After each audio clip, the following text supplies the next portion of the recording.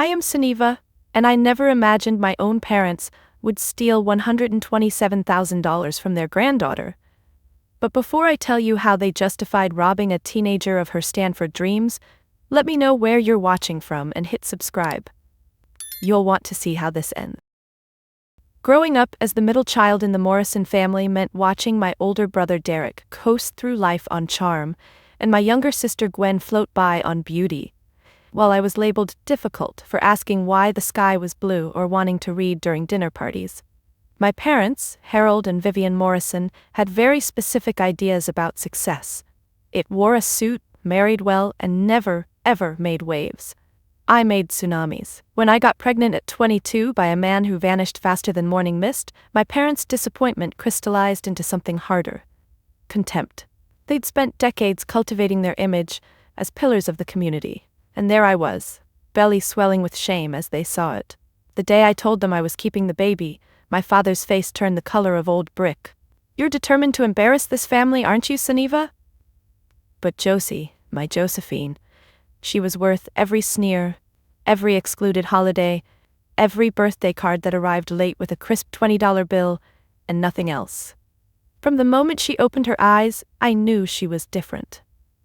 Special. The kind of special my family would never understand because it didn't come with a country club membership or a suitable husband. I worked 3 jobs those early years: overnight shifts at the hospital as a unit clerk, morning delivery routes for a medical supply company, weekend cashier shifts at the grocery store where my mother's friends would pretend not to see me. My uniform became my armor, my exhaustion a badge of honor. While Derek got promoted to regional manager at our father's friend's company and Gwen married an orthodontist, I was building something they couldn't see: a future for my daughter. The Morrison family dinners became exercises in endurance. Twice a year, I'd drag myself and Josie to my parents' colonial-style house, where the judgment was served alongside the pot roast. "Still at the hospital, Sunniva?" my mother would ask, as if 5 years hadn't passed since the last time she'd asked.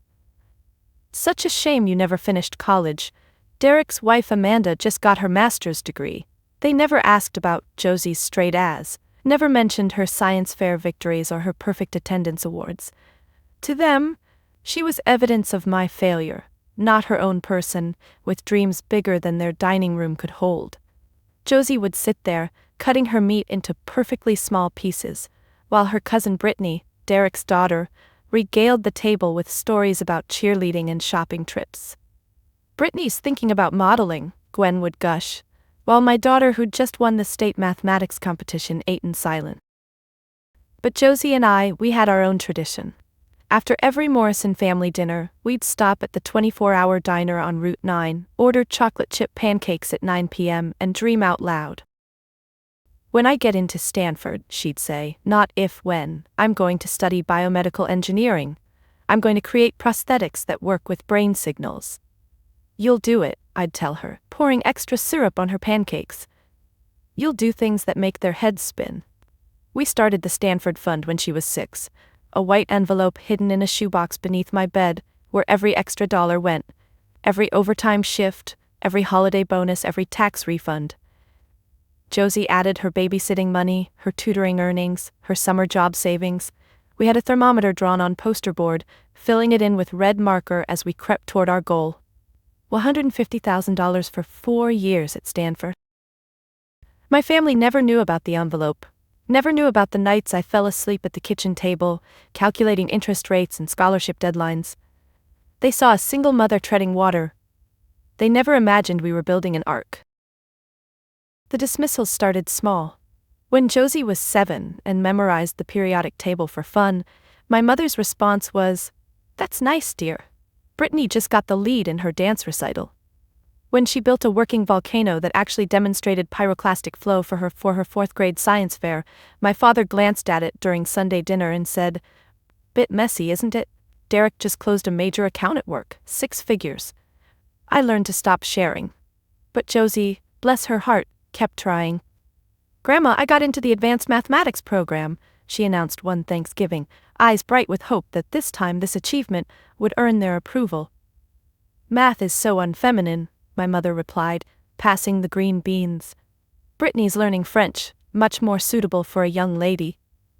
I watched my daughter's face fall, watched her push mashed potatoes around her plate while Derek launched into a story about his golf handicap improving. That night, in our diner booth, I held her while she cried. "Why don't they see me, Mom?" "Because they're looking for someone else," I told her. "Someone you'll never be, and thank God for that." The family photo albums told the story better than words could. Page after page of Brittany, at pageants, in designer dresses, blowing out candles on elaborate cakes. Derek and Amanda's wedding consumed an entire album. Gwen's husband's promotion party warranted 30 pages. But Josie? She appeared in exactly 3 photos over 15 years, always partially hidden, always an afterthought in the corner of the frame. My achievements were even more invisible. The night I was promoted to department supervisor after 7 years of perfect attendance, I made the mistake of mentioning it at dinner. Supervisor of what? My father had scoffed. Filing papers? That's not a career, Sunniva. That's what happens when you don't think before making choices. He'd toasted Derek's promotion to senior regional manager that same night. Derek, who'd been handed the job by our father's college roommate. Derek, who spent more time on the golf course than in the office.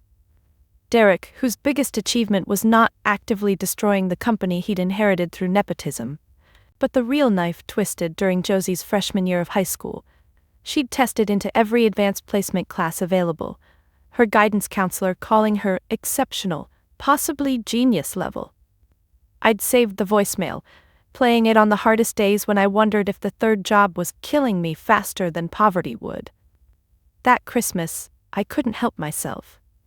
"Josie's counselor says she's on track for valedictorian," I announced as my mother served the ham. "Grades aren't everything," Vivian replied smoothly. "Brittany has such wonderful social skills, she's organizing the junior charity gala. That's what really matters, connections." "I'm organizing a fundraiser too," Josie offered quietly, "for STEM equipment for underfunded schools." "How noble," my father said in a tone that made noble sound like naive. "Though charity should really come from a position of strength, don't you think? Hard to help others when you're—" He gestured vaguely at our corner of the table. "Struggling yourself." I bit my tongue so hard I tasted blood. Struggling. We lived in a 2-bedroom apartment where the heat worked most of the time and the refrigerator was always full. I'd made sure Josie had graphing calculators and test prep books while I wore the same 3 scrubs on rotation. We weren't struggling. We were climbing a mountain they couldn't even see. The pattern continued relentlessly. Josie's acceptance into the National Honor Society was met with silence. Her perfect SAT score, and I mean perfect, 1600, earned a distracted "that's nice" from my mother, who immediately pivoted to discussing Brittany's prom dress options. When MIT sent a recruiter specifically to meet with Josie, my father's only comment was about how technical schools were falling in standards these days.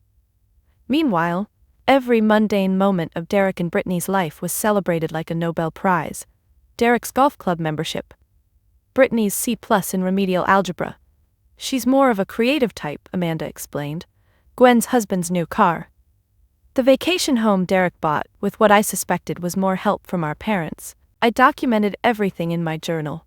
Not out of bitterness, but as evidence for Josie that her worth wasn't determined by their blindness. Each slight, each dismissal, each moment they chose to look through her instead of at her. I wrote it all down. Someday, I promised myself, she'd need to know that their inability to see her brilliance was their failure, not hers. The envelope started with $7.32. I remember exactly because Josie had lost her first tooth, and instead of spending her tooth fairy money on candy like other kids, she marched into my bedroom and declared, "This is for Stanford." She was 6 years old, standing there in her hand-me-down pajamas with a gap-toothed grin, holding out those crumpled bills like they were gold bars. That night, I found an old shoebox and a white business envelope. I wrote Stanford Fund across the front in black Sharpie, and we created our first ritual. Every Sunday night, we'd count our contributions together. The early years were the hardest. I'd pick up overnight shifts whenever Marcy, our neighbor, could watch Josie. 12 hours in the hospital from 7 p.m. to 7 a.m., filing insurance claims and updating patient records while the rest of the world slept. I'd stumble home just in time to get Josie ready for school, catch 3 hours of sleep, then head to my afternoon job at the medical supply warehouse. Weekends meant grocery store cashier shifts, scanning items for people who pretended they didn't recognize me from high school. But every dollar over our basic needs went into that envelope. The electric bill was $47 instead of the budgeted $50. $3 for Stanford. Found a quarter in the washing machine? Stanford fund. Skipped lunch to save $4? Every penny counted. Josie caught my determination like it was contagious. At 8, she started a lawn mowing business with a push mower I'd found at a garage sale. By 10, she was tutoring kids in math, charging $5 an hour and teaching multiplication tables with the patience of a saint. 13 brought babysitting jobs, and she was the most requested sitter in our apartment complex because she actually helped kids with homework instead of parking them in front of the TV. "Why don't you keep some for yourself?" her friend Maya asked once, watching Josie fold another 20 into our envelope. "You could buy those shoes you liked." "Stanford is for myself," Josie replied, and I had to leave the room so she wouldn't see me cry. We developed systems. The envelope moved to a fireproof safe when it hit $1,000, a used one I'd bought from a closing pawn shop.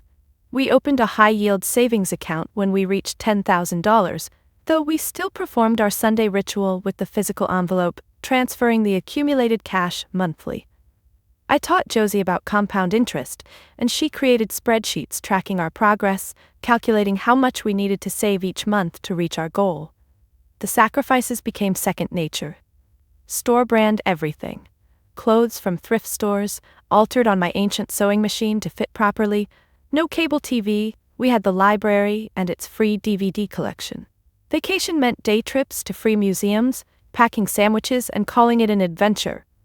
When Josie's classmates went to summer camps, she worked. When they got cars for their 16th birthdays, she got a bus pass and a promise that Stanford would be worth it. "I don't need a car, Mom," she told me that birthday, even though I'd seen her admiring her classmate's new Honda. "I need that degree." The Sunday counting sessions became our church. We'd spread the bills on my bed, sort them by denomination, and Josie would update our thermometer chart. Watching that red line climb became our entertainment. $5,000, $10,000, $25,000. The numbers seemed impossible, but there they were, proof that determination could outweigh circumstance.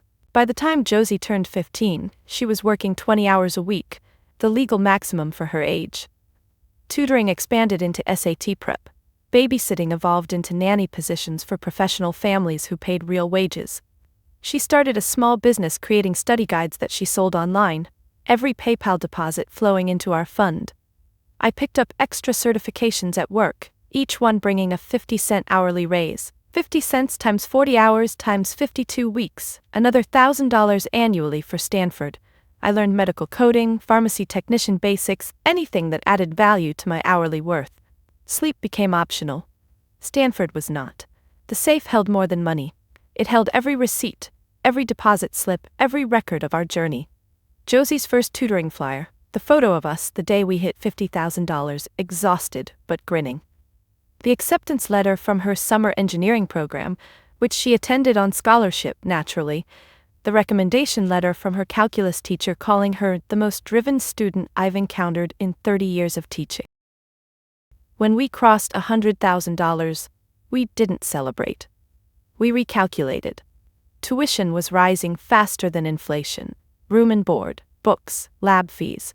The target moved from $150,000 to $175,000, and we adjusted our saving accordingly. Josie added hours, I added shifts. The envelope grew thicker. The morning of my mother's 65th birthday dinner, our Stanford fund held $127,483.50. I know, because Josie and I had performed our Sunday ritual the night before, updating the spreadsheet with her latest tutoring deposits and my overtime earnings from covering Sharon's shifts all week. We were so close to our goal I could taste it. 23,000 to go, Josie had whispered, like speaking it too loudly might jinx everything. Her Stanford application was already submitted. Early action, because my daughter didn't just dream, she executed. SAT scores sent, essays polished until they gleamed.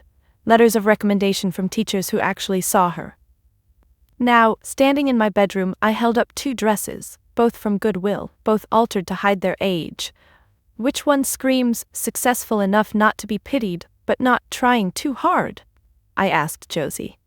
The navy one, she said from my doorway, already dressed in her own carefully selected outfit. It brings out your eyes, makes you look like the boss you are. I was a boss now, technically. Department supervisor of medical records at Riverside General, managing a team of 12. The promotion had come with a salary bump that accelerated our saving timeline by 6 months. My parents didn't know, of course. Why update them when they'd just find a way to diminish it? We don't have to go, Josie offered, watching me struggle with the zipper. We could say we're sick. Then they win, I replied, though every fiber of my being wanted to skip this biannual torture session. Besides, your grandmother specifically requested your presence. 3 times. That was unusual. Vivian Morrison rarely acknowledged Josie's existence, much less requested it. The phone call had been strange, my mother's voice oddly warm, insisting that the whole family needed to be there. Even stranger, she'd asked about Josie's college plans, the first time in 17 years she'd shown interest. Maybe they're finally coming around, Josie said, but her voice lacked conviction. I fastened my mother's pearl necklace, the only thing of value she'd ever given me, and only because it was expected at my high school graduation. Maybe, I lied. The drive to my parents' house took us through neighborhoods that grew progressively more manicured. Our apartment complex gave way to modest homes, then larger ones, until we reached the gated community, where the Morrison family reputation lived behind a perfectly painted colonial facade. My 15-year-old Honda looked like a food delivery vehicle among the Mercedes and BMWs in the driveway. Derek got a new car, Josie observed, noting the gleaming Audi where his BMW used to park. Of course he did. I gripped the steering wheel tighter. Derek was 41, still taking money from our parents while I hadn't asked for a dime since the day I announced my pregnancy. We sat in the car for a moment, engine ticking as it cooled. Through the dining room window, I could see them already gathered. Derek holding court, Brittany gesturing dramatically about something, my parents nodding along like she was delivering a TED Talk. The familiar knot formed in my stomach. Remember our deal, I said to Josie. 2 hours maximum. We smile, we nod, we survive. Then, pancakes at Mickey's, she finished. Extra chocolate chips if Grandpa mentions Derek's golf handicap. Double chocolate chips if Brittany talks about her Instagram followers. We laughed, but it was armor against what waited inside. Josie had started wearing her achievements more quietly around my family, learned to make herself smaller in their presence. It broke my heart every time I watched my brilliant daughter dim her light to avoid their judgment. You know what you're worth, I reminded her, our ritual before every family gathering. Their blindness doesn't change your value. I know, Mom. She squeezed my hand. We're almost there. $23,000 in 8 months until graduation. We've got this. I thought about the envelope in our safe, about every dollar that represented a choice, choosing future over present, possibility over comfort, dreams over ease. My parents' house loomed before us, all brick certainty and manicured expectations. They'd never understood that real wealth wasn't inherited but built, one overtime shift and tutoring session at a time. Ready? I asked. Never, Josie admitted, but let's go anyway. We walked to the front door, our footsteps syncing automatically, us against them, the way it had always been. I rang the doorbell, wondering why this particular dinner felt different, why my mother's unusual warmth on the phone had left me unsettled. The door opened before I could ring twice. My mother stood there in her trademark St. John suit, the kind that cost more than our monthly rent, her smile stretched just a little too wide. Sunniva, darling, and Josephine. Don't you both look, she paused, eyes scanning our Goodwill finest, comfortable. The entryway smelled like money and disappointment, fresh flowers, expensive candles, and that particular scent of judgment that had seeped into the walls over decades. Family photos lined the hallway, the shrine to acceptable achievements, Derek's wedding, Gwen's engagement, Brittany's pageant victories, the gap where Josie and I should have been felt loud as a scream. Happy birthday, Mom, I said, handing her the gift bag I'd carefully assembled, a silk scarf from TJ Maxx, and a picture frame that would never hold our photo. How thoughtful, she murmured, setting it aside without looking inside. Everyone's in the living room. Brittany was just telling us about her modeling callback. Of course she was. We followed my mother through the house I'd grown up in, but never felt at home in, past the grandfather clock that chimed our failures on the hour, into the living room where my family held court. "Look who finally made it," my father announced, checking his Rolex.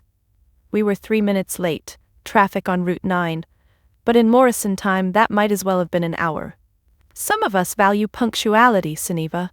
Some of us work Saturday mornings," I replied, taking my usual seat on the love seat nobody else wanted. Josie settled beside me, our island of two in an ocean of disapproval. Derek looked up from his phone long enough to acknowledge us with a nod. His wife Amanda didn't bother with even that, too busy photographing the cheese board for her Instagram story. Brittany, 19, and dressed like she was heading to a yacht club, flashed us her pageant smile, all teeth, no warmth. "Josie," my mother said, and I straightened. She rarely addressed my daughter directly. "How's school going? Senior year must be exciting." Josie glanced at me, surprised. "It's going well, Grandma. I'm taking 6 AP classes and..." "6?" Gwen interrupted from her perch on the piano bench. "Isn't that a bit much? You should enjoy your youth. Brittany's taking a gap year to explore her options." "Her option to spend my money in Europe?" Derek muttered, earning a sharp look from Amanda. "Travel broadens the mind," my father intoned. "Not everything valuable comes from books, Josephine. Real experience, that's what matters." I bit my tongue. Real experience. Like Derek's real experience failing upward through life, or Brittany's real experience posting selfies from beaches? "Speaking of experience," my mother segued smoothly, "Harold and I have been thinking about family legacy lately. About investments in the future." Warning bells chimed in my head. My parents never discussed money openly unless they were about to make someone feel small about not having it. "We're not getting any younger," my father added, settling deeper into his leather recliner. 65 years old, time to think about what we're leaving behind. Besides disappointment? The words slipped out before I could stop them. Silence crystallized in the room. Even Brittany looked up from her phone. "I'm sorry," I said, "not sorry at all. Please, continue about legacy." My mother's smile turned arctic. "Well, that's exactly the attitude we need to discuss. This chip on your shoulder, Sunniva. It affects everyone, including Josephine." "My shoulder's fine," I replied. "It's carried a lot without complaint." "Has it, though?" Amanda finally spoke, her voice dripping false concern. "Without complaint? Because from where we're sitting, all you do is make everyone feel guilty for having more than you." "More than me?" I laughed, the sound sharp in the curated space. "You mean more than I've earned? Because last I checked, I've worked for every..." "Can we please?" Josie's quiet voice cut through. "Just have a nice dinner? It's Grandma's birthday." My beautiful peacemaker, always trying to build bridges where others had burned them. I squeezed her hand under the coffee table. "Of course, sweetheart," my mother cooed, and again that unusual warmth directed at Josie set off alarms. "Actually, Josephine, your grandfather and I were hoping to speak with you privately after dinner, about your future." "My future?" Josie echoed. "College plans and such," my father added casually, too casually. "We realize we haven't been as involved as we could have been. Time to remedy that." Every instinct screamed danger, but I couldn't identify the. They'd never cared about Josie's education before. Why now, when we were so close to achieving everything without them? Dinner was a carefully choreographed performance of passive aggression. The dining table, set with my mother's wedding china and enough silverware to confuse anyone who hadn't taken cotillion, stretched between us like a battlefield. I watched my parents throughout the meal, trying to decode their sudden interest in Josie. "So Josephine," my father began as Martha, their housekeeper, cleared the soup course. "Where are you planning to apply for college?" "Stanford," Josie answered, her voice steady despite the tremor I felt in her hand. "Early action application is already in." "Stanford." My mother repeated it like she was tasting something foreign. "That's in California, isn't it? So far away." "It's the best biomedical engineering program in the country," Josie explained, warming to her subject. They have partnerships with the medical school, and undergraduates can work on actual prosthetic development. Biomedical engineering. Brittany interrupted with a laugh. God, Josie, could you pick something more boring? Like, who wants to spend 4 years with nerds and no social life? Brittany has a point, Amanda chimed in. College should be about more than academics. It's about making connections, finding yourself. I've found myself, Josie said quietly. I've known who I was since I was 6. Have you, though? My mother's voice carried that dangerous sweetness. Sometimes young people think they know what they want, but they're really just following someone else's dreams, someone else's desperation. My fork clattered against my plate. Excuse me? I'm simply saying, Vivian continued, dabbing her lips with her napkin, that children sometimes carry their parents' burdens. Their parents need to prove something. The only thing I need to prove is that my daughter deserves every opportunity, I shot back. Every opportunity you didn't have? My father asked pointedly. Or every opportunity to show us up? Harold, my mother murmured, but her eyes glittered with satisfaction. No, Vivian, it needs to be said. He turned to Josie. Your mother has poisoned you against this family since you were born.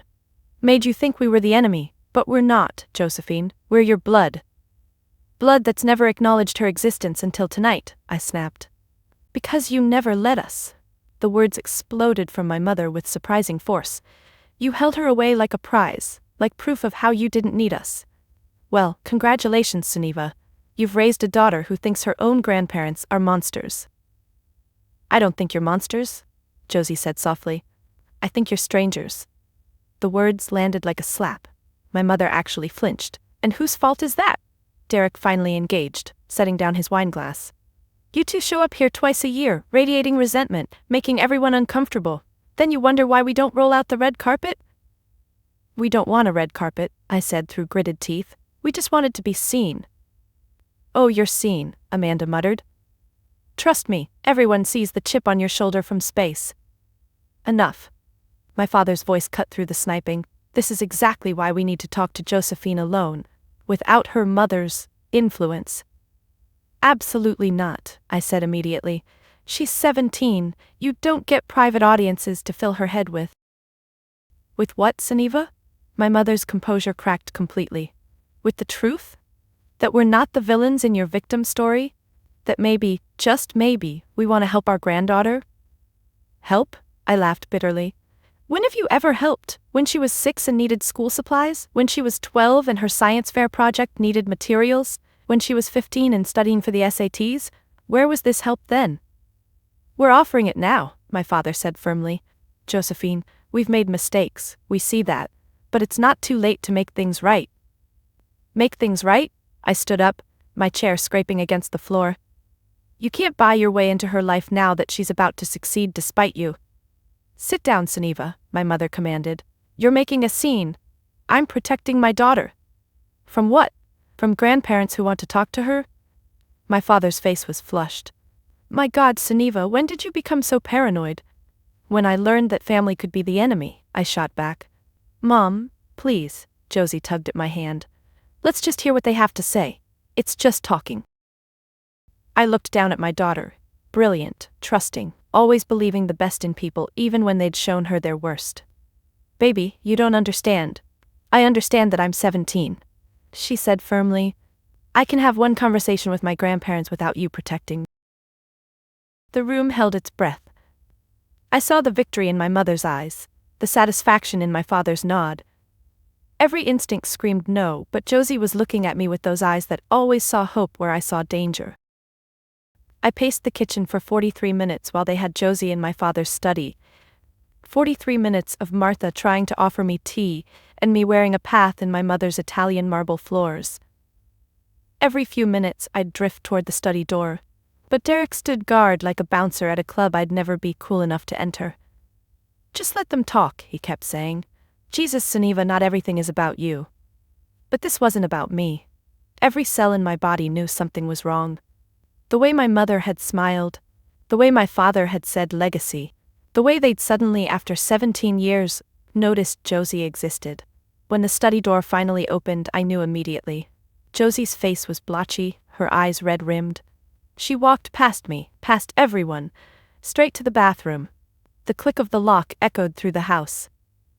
What did you say to her? I whirled on my parents, who emerged looking suspiciously pleased with themselves. We told her the truth, my mother said calmly, settling back onto the sofa like she hadn't just made my daughter cry. Which version of the truth? I demanded. The one where we're facing bankruptcy, my father announced, and the words hung in the air like smoke. I laughed, actually laughed. Bankruptcy? You? With this house, those cars, the country club membership you lord over everyone? Appearances can be deceiving, my mother said quietly. Harold's investments went bad, the market crash. We've been hiding it, trying to maintain face, but we're going to lose everything. Including this house where Josephine took her first steps, my father added, and I wanted to scream that they wouldn't even know which room that happened in. You're lying, I said flatly. The foreclosure notice is on Harold's desk, my mother whispered, producing actual tears. We showed Josephine. 3 months behind on the mortgage, the cars are being repossessed next week. We've already sold most of my jewelry. She touched her bare neck for effect, and I noticed for the first time that her usual diamonds were missing. A nice touch. Very convincing. If you're bankrupt, how did Derek just buy a new Audi? I challenged. Leased, Derek said quickly. Too quickly. Before we knew how bad things were, it's being returned Monday. They'd rehearsed this. All of them. Even Brittany was managing to look concerned instead of bored, though she kept glancing at her phone. We didn't want to burden anyone, my father continued, but when we realized we might lose the house, the place where all our grandchildren grew up, we had to swallow our pride. So you told Josie what exactly? My voice was deadly quiet. We asked if she had any college savings we could borrow, my mother said, not meeting my eyes. Just to get us through the foreclosure crisis. We'd pay it back with interest once Harold's pension kicks in next year. The room tilted. You asked my 17-year-old daughter for money? Family helps family, my father said stiffly. That's what you never understood, Sunniva. Too proud to ask for help, too bitter to give it. We told her it wasn't her responsibility, my mother added quickly. That we'd understand if she couldn't help. But she insisted she wanted to. Said family helps family. The bathroom door opened. Josie stood there, my warrior daughter who'd worked since she was 8, who'd saved every penny, who'd dreamed of Stanford like some kids dream of Christmas. Her face was set with the kind of determination that broke my heart. I want to help them, she said quietly. Baby, no. They're going to lose their house, Mom. The house where Dad proposed to you, where you grew up, where I learned to walk. The words sounded rehearsed, planted. I have money saved. We have money saved. We can help. Josephine, that's your college fund, your Stanford fund. Everything we've worked for. Stanford will still be there next year, she said, but her voice cracked. Or I can go to community college first. Lots of people do that. Over my dead body, I snarled, but Josie was already pulling out her phone. I can transfer it tonight, she told my parents. The whole thing, $127,483.50. Is that enough to save the house? My mother actually gasped. Even she hadn't expected that much. My father's eyes went wide, and I saw it then. The greed beneath the gratitude. Josephine, my mother breathed, that's so generous. We couldn't possibly take all of it. But they would. Oh, they would. Please, Josie said, and she was crying again. Please let me help. Let me be part of this family for once. No.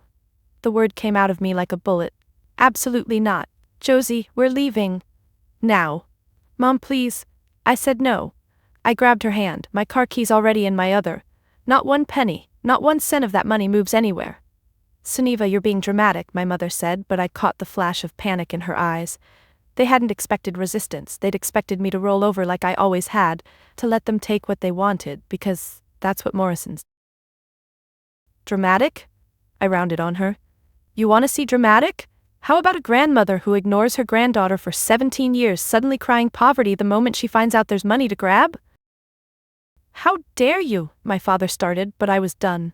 Done pretending, done playing nice, done letting them make us small. Bankruptcy, really? Then explain the fresh Botox, Mother. Explain the golf tournament Derek posted about last week with the $500 entry fee. Explain Brittany's new Louis Vuitton bag that she hasn't put down once tonight. It's vintage, Brittany protested weakly. It's from the spring collection. I stocked medical supplies, not stupidity. I turned to Josie, whose face was crumbling between confusion and devastation. Baby, they're lying. This is what they do. This is who they are. You poisonous little, my mother began, but my father cut her off. Fine, he said coldly. You want the truth, Suniva? Yes, we're struggling. Not bankruptcy, but difficulties. Derek's business isn't doing well. Dad, Derek protested, and we've been helping. Brittany's education expenses, Amanda's shopping addiction. Harold, my mother's mask slipped completely. That's enough. But he continued, his voice gaining the mean edge I remembered from childhood. We thought Josephine might want to invest in her family's future. Loan us the money properly, with papers and interest. Help her cousin get through college since she's taking a gap year anyway. Brittany's gap year in Europe, I said slowly. That's what this is about. You want Josie's Stanford money for Brittany's Instagram tour of Mediterranean beaches. The silence was deafening. Even Martha had stopped pretending to clean in the kitchen. It's not like that, Amanda finally said. Brittany has opportunities in Milan, modeling connections. It's an investment in her career. Funded by my daughter's dreams? I was shaking now. You want a 17-year-old who's worked since she was 6 to give up Stanford so Brittany can take selfies in Italy? You make it sound so crude, my mother sniffed. We're offering to pay it back, with interest, legal documents, everything proper. When? When Brittany becomes a supermodel? When Derek's business miraculously recovers? When Dad's pension arrives? I laughed bitterly.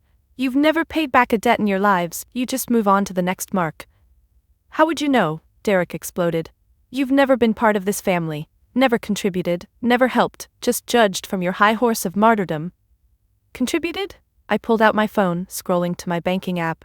Let me show you contribution. Let me show you what we saved while you were bleeding our parents dry. Every single dollar earned. I held up the screen, showing our savings account. $127,483.50. 11 years of work. 11 years of my daughter's childhood spent earning money instead of being a kid. And you want to steal it for Brittany's vacation? It's not stealing if we pay it back, my father insisted, but his eyes were on the number, hungry and calculating. Like you paid back the loans for Derek's first business? His second? The down payment on his house? I watched Derek flush. Oh, you didn't think I knew? Martha talks, Dad, everyone talks. This whole family is built on taking from others and calling it love. Josie was sobbing now, silent tears streaming down her face as she realized the truth. My heart broke for her. For the moment she understood that family could be the most dangerous predator of all. We're done here, I announced, wrapping my arm around Josie. We're leaving, and we're never coming back. You want money? Earn it. You want legacy? Build it. But you won't build it on my daughter's bones. Suniva, my mother stood reaching out. Don't be foolish. We're family. No, I said firmly, we're relatives. Family shows up, family celebrates victories. Family doesn't wait 17 years to notice someone exists only when they smell money. I guided Josie toward the door, past the photos that didn't include us, past the memories we'd never made, past the life that had never wanted us anyway. You'll regret this, my father called after us. When you need us. I've needed you my whole life, I said, pausing at the threshold. The difference is, I learned to stop waiting. The drive home was silent except for Josie's quiet sniffles. I wanted to fill the space with reassurances, but sometimes pain needs room to breathe. We stopped at Mickey's Diner out of habit more than hunger, sliding into our usual booth where the vinyl was patched with duct tape and dreams were still possible. I'm sorry, Josie whispered, staring at the menu she'd memorized years ago. I almost gave it to them. I almost threw away everything we worked for. Baby, no. I reached across the table, taking her hands. You have nothing to apologize for. You wanted to believe in family. That's not weakness. That's hope. It's stupidity, she said bitterly. You tried to warn me. You've always warned me. But I thought maybe if I helped them, they'd finally see me. Mickey himself brought us chocolate chip pancakes without being asked, patting Josie's shoulder with one weathered hand. We'd been coming here so long we were part of the furniture. Our Sunday counting sessions sometimes spilling over into late-night strategy meetings over coffee and pie. What do we do now? Josie asked, poking at her pancakes. They know about the money. What if they try something else? That thought had been gnawing at me since we'd left. My parents weren't used to being told no. We protect ourselves, I said firmly, and we document everything. The first call I made was to Rachel Winters, a lawyer who'd started as a patient advocate at the hospital before passing the bar at 35. She answered on the third ring despite it being nearly 10 at night. "Sunniva, what's wrong? I need your help," I said, and the story poured out. The ambush, the lies, the attempt to manipulate Josie into handing over her college fund. Rachel listened without interrupting, occasionally making sharp noises of disgust. "First thing Monday, we're freezing that account," she said when I finished. "Moving it somewhere they can't touch even if they try. Did Josie sign anything tonight?" "No," Josie said, loud enough for Rachel to hear. "They wanted me to do an electronic transfer right there, but Mom stopped me." "Good. Document everything. Write down every word you remember. Save any texts, voicemails, anything they send. This sounds like attempted financial elder abuse in reverse. Manipulating a minor for financial gain." That night, I sat with Josie as she wrote down everything she remembered. Her handwriting, usually so neat, was shaky as she recalled their words. How they'd shown her foreclosure papers. How they'd cried about losing family memories. How they'd made her feel selfish for hesitating. "They said I was their last hope," she wrote, "that without my help, they'd be on the street by Christmas." By morning, the texts had started. First from my mother, syrupy sweet. "Darling Josephine, we hope you've reconsidered. Family helps family." Then from my father, more direct. "The offer to formalize a loan stands. Don't let your mother's pride cost you your grandparents." Derek was less subtle. "Really nice, Sunniva. Mom cried all night. Hope you're happy." But it was Brittany's Instagram that revealed the truth. Posted at 2 a.m., clearly drunk. "Grease, here I come. Grandpa's retirement gift came through. 6 months of paradise starts next month. Hashtag bluff family first, Europe or bust." Josie saw it first, screenshotting before it could be deleted. "Retirement gift," she said slowly. "I thought they were bankrupt?" We spent Sunday investigating. Josie, my brilliant daughter, turned her research skills to forensic accounting. Property records showed my parents' house was paid off, had been for 5 years. The country club membership roster, publicly available online, showed dues paid through 2027. Derek's struggling business had just landed a major contract, announced in the local business journal. "They lied about everything," Josie said, her hurt transforming into anger. "Every single word was a lie." "What do you want to do about it?" I asked. She was quiet for a long moment, then looked up with steel in her eyes. "I want to make sure they never do this to anyone else." That's when she had the idea for TikTok. "Financial abuse of teens," she said, already planning. "How families manipulate love for money. I bet we're not the only ones."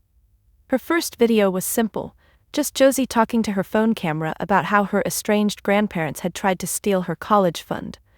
She posted it before bed, more as catharsis than activism. By morning it had 50,000 views, by afternoon, 200,000. The comments poured in. Other teens, other families, other dreams deferred by manipulation disguised as love. Rachel called excited. "This is evidence of a pattern. Public pressure, keep going." The cease and desist letter arrived on Tuesday, hand-delivered by a process server who looked embarrassed to be at our apartment complex. My father's lawyer, of course he had a lawyer on retainer while claiming bankruptcy, demanded Josie remove all videos containing defamatory content about the Morrison family. "Defamatory means false," Rachel said over the phone, glee evident in her voice. "Truth is an absolute defense. They just legitimized everything Josie said." By then, Josie's TikTok series had exploded. 1.2 million views on the first video. 800K on the second, where she showed the screenshots of Brittany's deleted post. The third, where she calmly presented the property records and country club memberships, hit 2 million. Major news outlets started calling. "We need to establish boundaries," I told Josie as my phone rang for the 100th time that day. Another unknown number, another flying monkey sent by my parents to negotiate. This is going to get uglier before it gets better. We created what Josie dubbed the Fortress Protocol. First rule: no direct contact with any Morrison family member. All communication went through Rachel. Second, every interaction was documented. We installed security cameras at our apartment door after Derek showed up uninvited, pounding and yelling about family honor. Third, and most important, we controlled the narrative. Good Morning America wants an interview, Josie announced Thursday morning, eyes wide. The producer says it's a growing issue, family financial abuse of minors. Your decision, I told her, though my mama bear instincts wanted to shield her from the spotlight. You started this, how do you want to finish it? She chose to do it. Sitting in our living room with a national audience watching, my 17-year-old daughter calmly told the story of saving for 11 years only to have grandparents she barely knew try to steal it all for their other granddaughter's vacation. She showed the texts, the property records, the screenshots. What would you say to other teens in similar situations? The interviewer asked. Document everything, Josie said firmly. And remember, family isn't a license to steal. Love isn't measured by what you're willing to sacrifice for people who never sacrificed for you. The interview aired Friday morning. By noon, my parents' world was imploding. The country club called an emergency board meeting about the negative publicity. Derek's major contract was reconsidering after his company was tagged thousands of times in Josie's comments. Brittany's modeling agency dropped her, citing reputational concerns. The local news picked up the story, interviewing neighbors who suddenly felt comfortable sharing their own stories about the Morrisons' financial manipulations over the years. My mother tried everything. First came the tears, voicemails sobbing about how we'd destroyed the family. Then rage, threats about lawsuits and inheritance. Finally, bargaining, offering Josie a small gift of $10,000 if she'd just stop talking. $10,000, Josie laughed bitterly. They tried to steal $127,000 and think they can buy my silence for less than 10%? But the most satisfying moment came when Martha, their housekeeper of 20 years, reached out. I saw the interview, she said carefully. There are things you should know, about your parents, about the others they've done this to. We met at Mickey's, where Martha revealed a pattern going back decades. My great-aunt Eleanor manipulated into signing over her pension. A cousin who'd mysteriously gifted his inheritance to Derek's first business. Always family, always framed as help, always leaving the victims too ashamed to speak up. I have documents, Martha said quietly. Copies I made over the years, just in case. Rachel nearly danced when she saw them. This is a pattern of elder abuse and financial manipulation. We're not just protecting Josie anymore. We're building a case. I established new rules for our life. Our address became unlisted. Our social media locked down. Josie and I took self-defense classes together, turning fear into power. We changed banks, moving our Stanford fund to an institution my family had no connections to. Rachel drew up papers making it legally impossible for anyone but Josie to access the funds before she turned 18. But the biggest boundary was emotional. I finally blocked every Morrison number. No more biannual dinners. No more pretending we were family when we'd only ever been obligations to them. Are you okay with this? I asked Josie one evening as we updated our security system. Really okay, they're still your grandparents. No, she said firmly. Grandparents show up, grandparents celebrate, grandparents don't try to steal your future and call it love.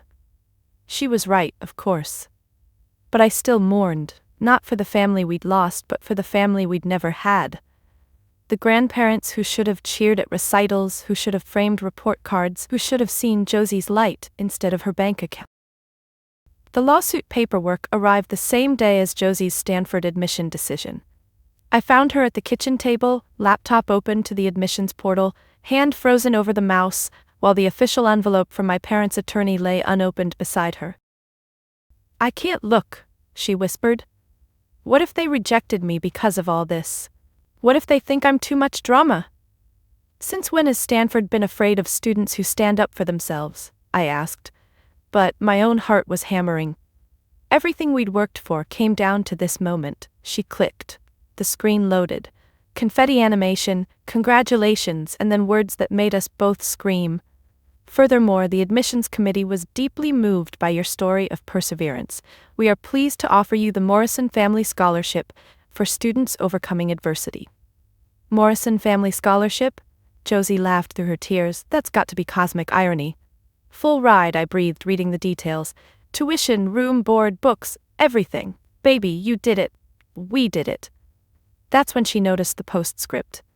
The committee was particularly impressed by your advocacy for financial abuse awareness. We believe Stanford needs leaders who transform personal challenges into public good. The celebration was interrupted by Rachel calling. They're suing for defamation, emotional distress, and, this is my favorite, destruction of family harmony. Want the good news or the better news? Good first, I said, speaker on so Josie could hear. Martha's documentation is gold. We're countersuing for attempted financial exploitation of a minor, conspiracy to commit fraud, and intentional infliction of emotional distress. Better news? 3 other family members have come forward wanting to join a class action for past financial manipulation. The legal battle was swift and decisive. My parents' lawyer clearly hadn't expected us to fight back with evidence. In discovery, Rachel subpoenaed their financial records. Every transaction, every hidden asset, every lie they'd told exposed in black and white. The smoking gun came from their own text messages. Derek to my father, Josie's fund is bigger than expected. Brittany's Europe trip is covered plus my business debt. My mother to her sister. The girl was so naive, almost had her until Sunniva interfered. But the most damning evidence was a voice recording Martha had made years earlier, my parents discussing how they'd manipulated great-aunt Eleanor. Same playbook, Rachel said grimly.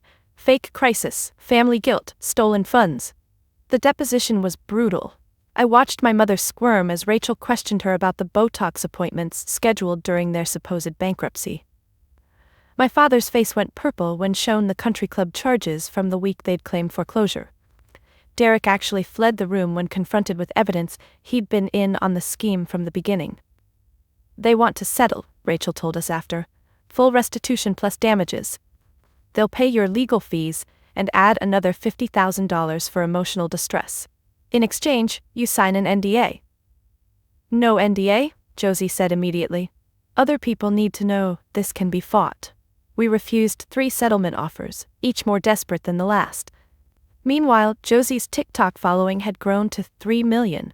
She'd started a nonprofit, Family Financial Protection for Teens, offering resources for minors facing economic manipulation from relatives. The Stanford Scholarship announcement video went mega viral. 5 million views in 48 hours. The judge didn't hide her disgust during the final hearing. In 30 years on the bench, I've rarely seen such calculated manipulation of a minor by family members, she stated. The defendants systematically planned to defraud their granddaughter of legitimately earned funds for frivolous purposes. The judgment was everything Rachel had hoped for. Full restitution of the $127,483.50 they'd attempted to steal, though we'd never lost it thanks to my intervention. $75,000 in punitive damages, $25,000 in legal fees. Most satisfying, a restraining order preventing any Morrison family member from contacting Josie until she turned 25. $227,483.50, Josie calculated in the courthouse lobby. That's justice, I finished. And irony. They wanted your college fund and ended up paying for your graduate school, too.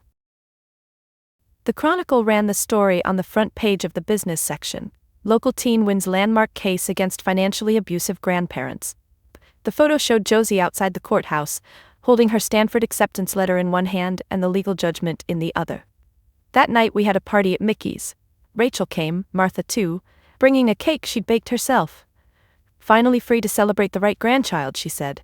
Even some of Josie's teachers showed up, the ones who'd written recommendation letters, who'd always seen her potential. To Stanford, I toasted with my coffee cup. To justice, Josie countered. To family, Martha added, looking around the table at our chosen tribe. The real kind. Moving day arrived like a promise kept. August in California, loading Josie's life into a rented van while she triple-checked her Stanford housing assignment. Everything she owned fit in 6 boxes and 2 suitcases. We'd never had much, but what we had was earned. You sure you packed your lucky calculator? I asked, though we'd verified it 3 times. Mom, she laughed, but I caught her checking again. Some rituals you don't outgrow.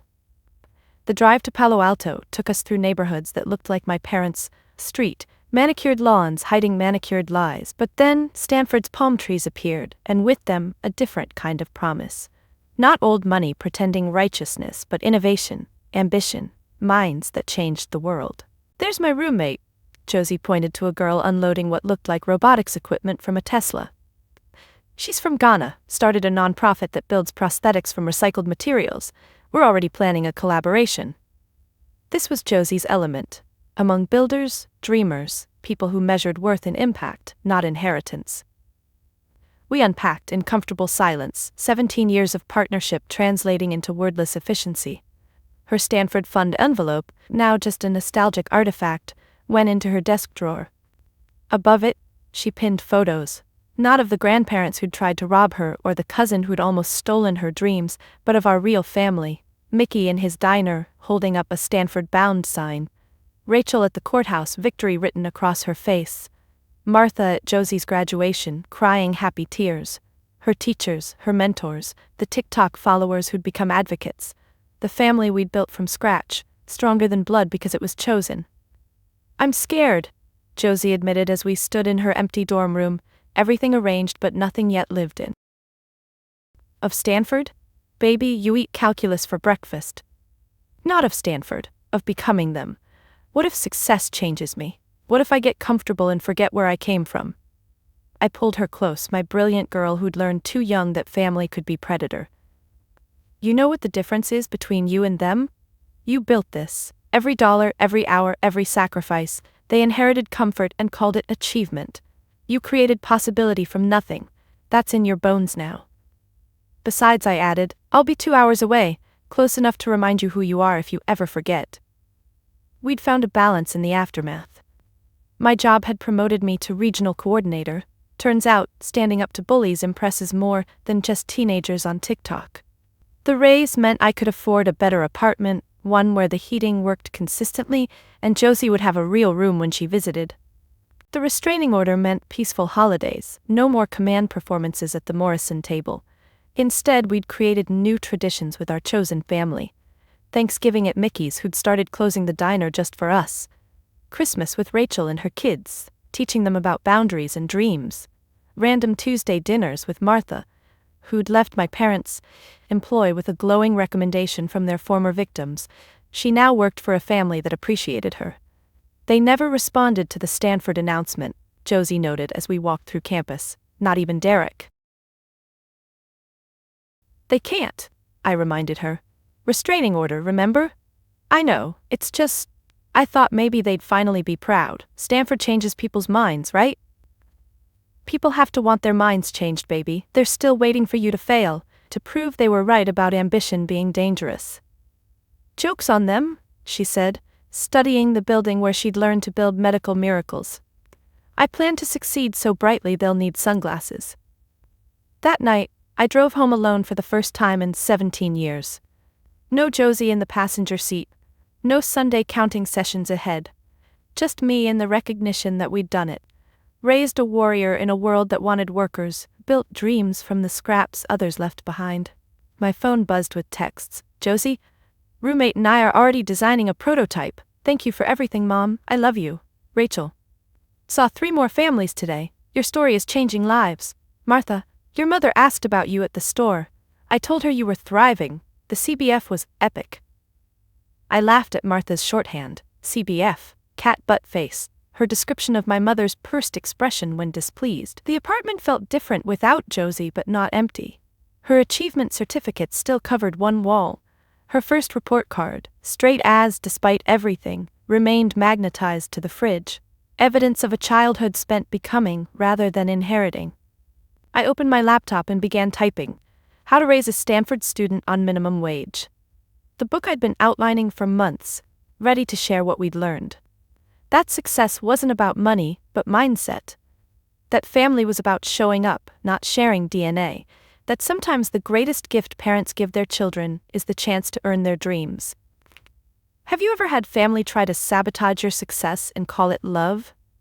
I'm curious. Drop a comment below and tell me about a time when someone who should have supported you tried to tear you down instead. How did you handle it? What Josie and I learned through this journey is that the people who truly love you celebrate your ambitions, not punish them. They show up for the small victories, not just when they smell money. Real family, the kind you choose, or the blood relatives who act like it. They water your dreams, not steal from your garden. If you've made it this far, you probably have your own Morrison family. Maybe they're not trying to steal your college fund, but they're diminishing your goals, mocking your ambitions, or making you feel guilty for wanting more than they achieved. I see you. Your dreams matter. Your work has value. Their inability to recognize your light doesn't dim it one bit. If my journey resonated with you, please like, subscribe, and share it with someone who needs to hear that it's okay to define success on their own terms. Share it with that friend saving for something everyone says is impossible. That cousin working 3 jobs while family calls them materialistic. That teenager whose parents see their ambition as betrayal instead of beauty. And remember this: you don't need anyone's permission to build your dreams. Not your parents, not your grandparents, not even mine. The only validation that matters is the promise you make to yourself in the mirror each morning, that today, you'll take one more step toward the life you're building. Your Stanford is waiting, whatever form it takes. Don't let anyone steal your envelope. You've earned every dollar, every dream, every damn bit of the future you're creating. The Morrisons of the world will always exist, but so will the Josies, the ones who transform attempted theft into triumph. Keep building. Keep dreaming. Keep proving that the best revenge against those who tried to dim your light is to shine so brightly the whole world sees. You've got this. I believe in you.